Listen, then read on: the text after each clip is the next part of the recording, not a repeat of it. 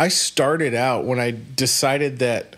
So my basic reason for doing the hunts I do is because I want to start my own breeding company, and I believe if I'm going to start a breeding company, I need to start with the best of the best, not the best of what somebody else has found, but the best of what I believe it to be. So, when I first started out, I spent like $12,000-$15,000 on seeds, and I bought all the latest drops from all the top breeders. Everyone said, this is the best, this is the best, this is the best. And I think I started with like 400 seeds.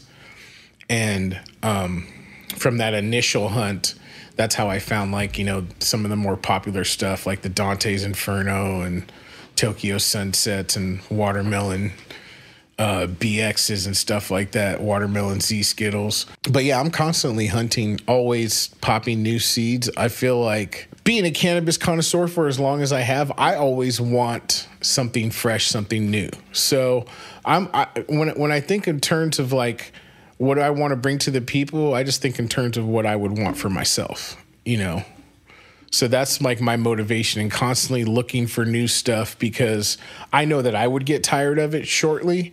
So I always want to have a variety out there. So, people can always be like, oh, he's got this, there's this. And I could grow something different. As of right now, I could grow something different, every cycle for the next 5 years before I'm back. With the bank of seeds that you have. Right. With the bank of cuts that I found. Yeah. Not even seeds, just keepers that I found. I could grow something different, for the next 5 years before I'm back to the first one that I started with. I kind of had the plan when I stepped into it. I said, I'm going to, find the best of the best plants out there, and I'm going to start with seeds. I'm not going to start with, a lot of people have a tendency to look for the best cuts they can find. I was looking for the best seeds because I wanted to be the guy that came with the best cuts. That was my motivation. So in hunting, when I stepped into it, I was like, okay, I know what good plants look like to me. I know what I want to smoke. So that's all I'm looking for. I don't think I do anything special in terms of when I'm hunting beyond looking for what I want for myself.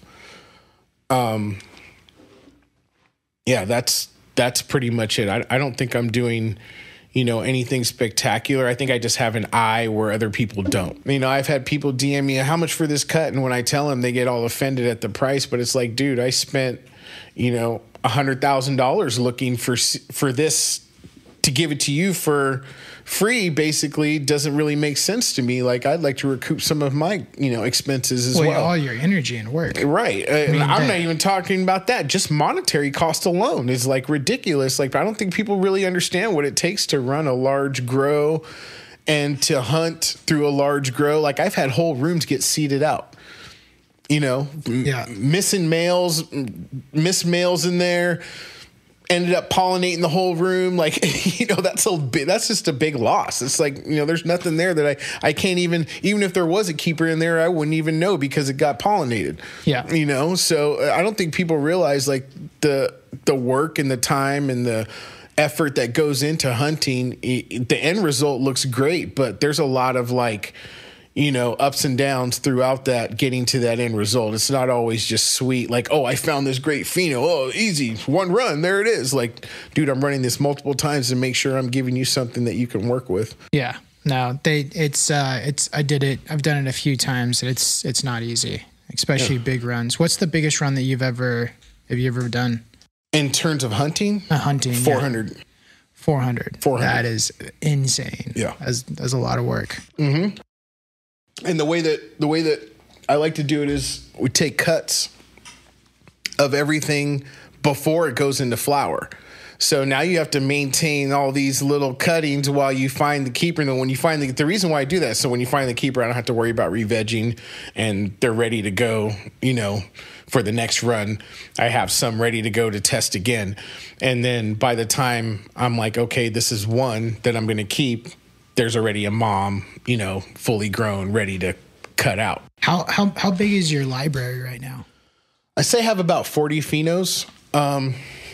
Out of the 40, I've probably put maybe like 18 or so out there. I have about 20 that I've never released, never even shown, but I know that they're winners. I'm just kind of... You've never even shown them? Never shown them. Wow. I have several that I've never shown, just kind of waiting. It's kind of like you, when Your arsenal. like you're an artist, you make all these paintings. You don't necessarily want to just show everything at once. I'm kind of waiting to roll them out slowly. And I'm also kind of waiting till I can fully immerse myself in the white market and just drop this huge library to the masses, which is what I want to do. I really want to bring the best of the best that I can find to the people. I believe I have an eye that a lot of people don't. I think a lot of people are lazy, and a lot of keepers are lost through lack of skill. I think there's way more lack of an eye to recognize, lack of knowledge. Yeah. I mean, how many keepers do you think have been lost due to the fact this guy's overfeeding? Yeah. You know, you're never going to know it's a keeper unless you grow it right. Yeah. So I think that's the difference between me and a lot of people. And I'll just be the first one to tell you, I'm not doing anything special. I'm not some prolific, well of knowledge. I'm not some, crazy, extraordinary talented grower. I'm just somebody who pays a lot of attention to detail, and I spend a lot of time in the garden. Yeah. That's it.